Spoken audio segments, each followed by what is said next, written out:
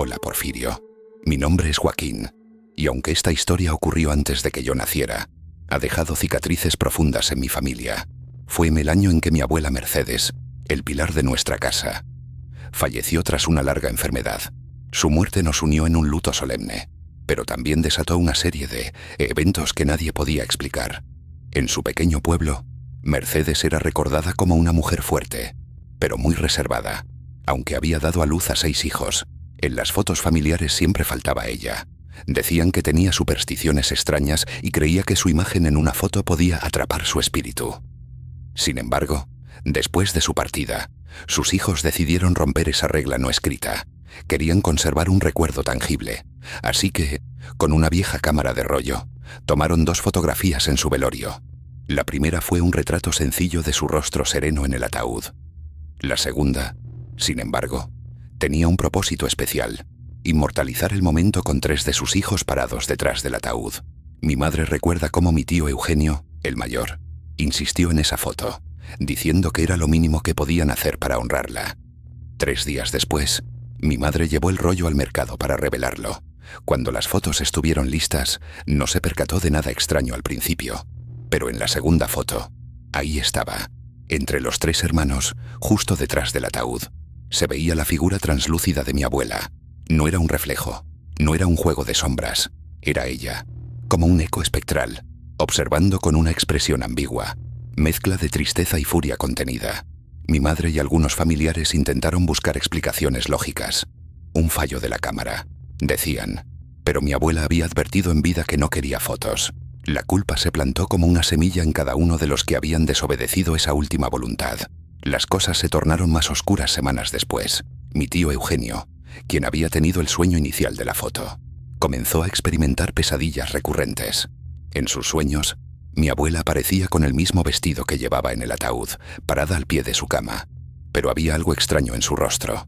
Sus ojos estaban vacíos y su boca susurraba palabras que él no entendía. La situación escaló una madrugada cuando Eugenio fue encontrado sin vida en su habitación. La autopsia dictaminó un ataque al corazón. Durante el velorio, mis otros 2 tíos que aparecían en la foto comenzaron a compartir detalles inquietantes. Ambos soñaban con la abuela. En sus sueños, no solo estaba ella, sino también Eugenio. El patrón se repitió con Miguel, el segundo hermano, quien murió semanas después.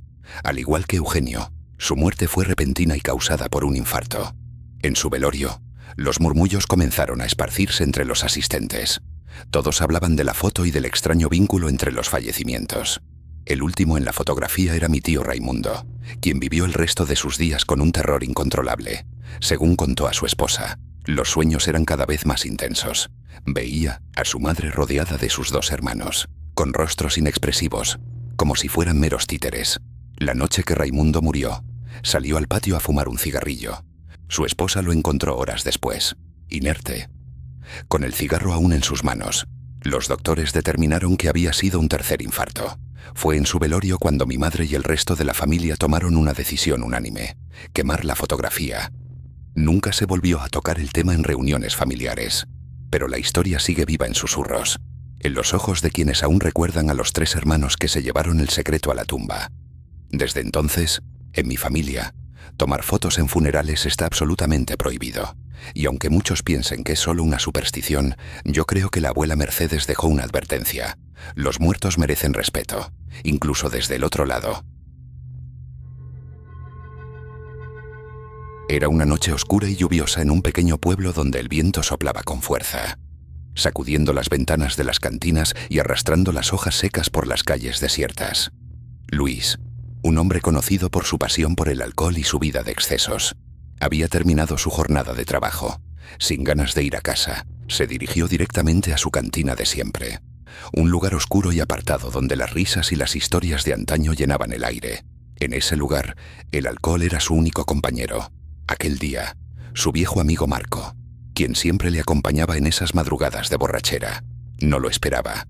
Luis, sin embargo, no se sintió solo. En una mesa apartada, en medio de la penumbra, vio la figura de Marco, vestido con su habitual chaleco negro, riendo de forma estruendosa como si no hubiera pasado el tiempo. Luis, ya borracho, se acercó a él y comenzó a charlar sobre viejas anécdotas, como si nada hubiera cambiado. Vas a caer de nuevo. Luis, ya sabes que después de este trago, no hay marcha atrás. Bromeó Marco mientras levantaba su copa. Luis, con una sonrisa torpe, aceptó un trago más y siguió la charla con su amigo, sin notar lo extraño de la situación.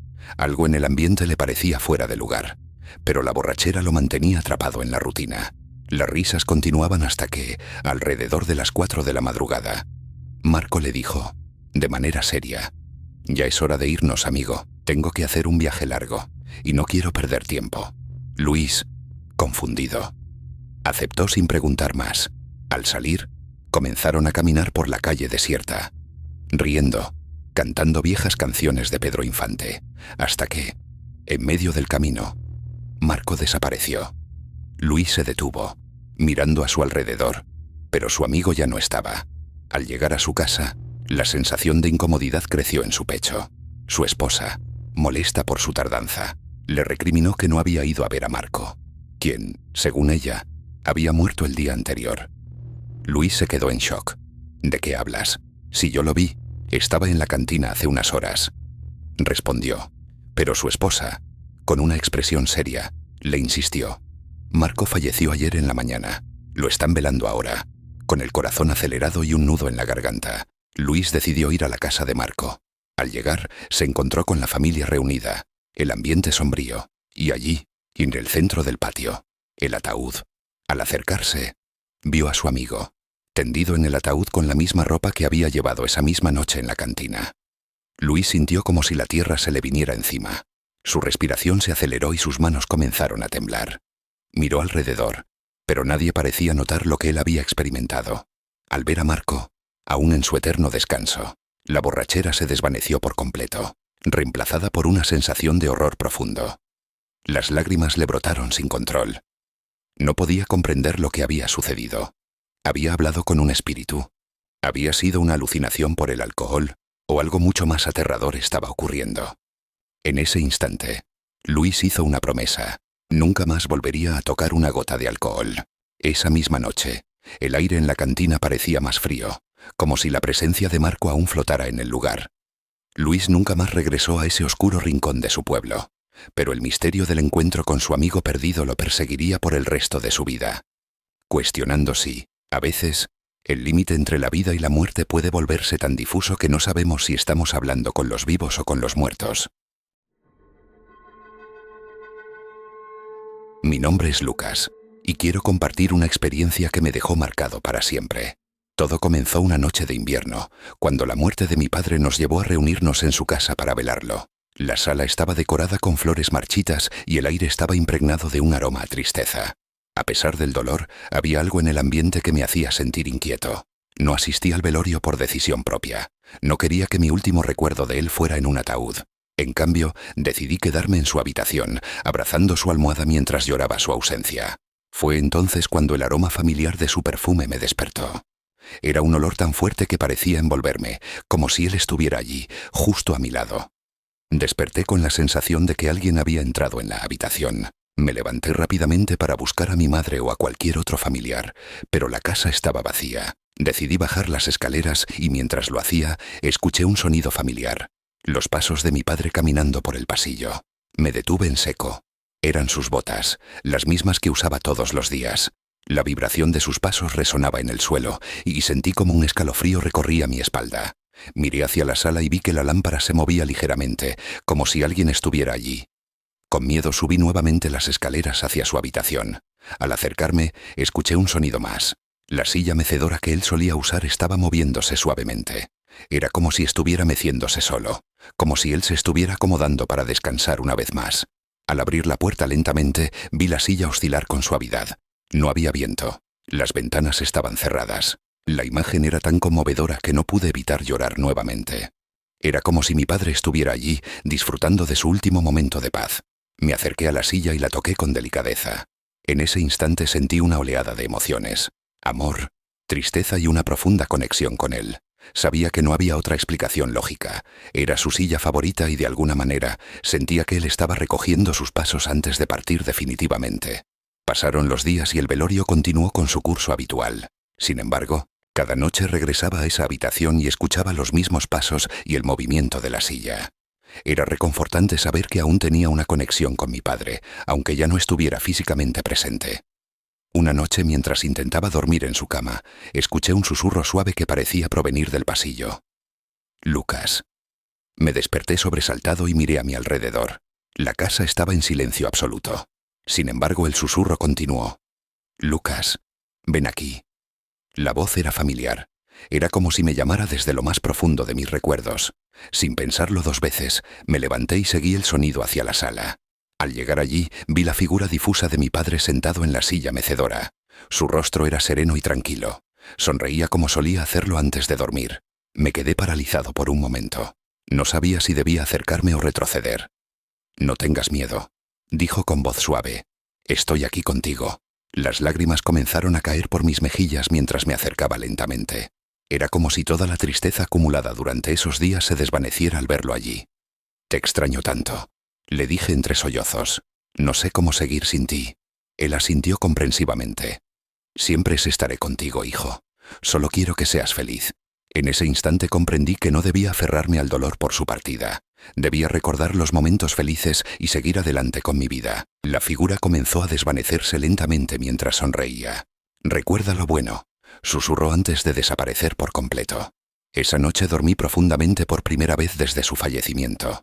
Al despertar al día siguiente, sentí una paz interior que no había experimentado antes. Sabía que mi padre siempre estaría conmigo en espíritu y que debía honrar su memoria viviendo plenamente.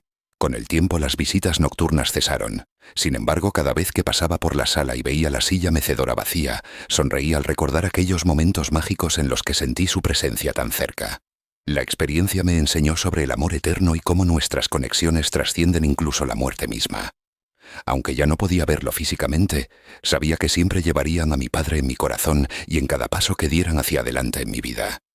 Así es como aprendí a aceptar la pérdida y encontrar consuelo en los recuerdos compartidos. Porque aunque él ya no estuviera presente físicamente, su esencia viviría siempre en mí.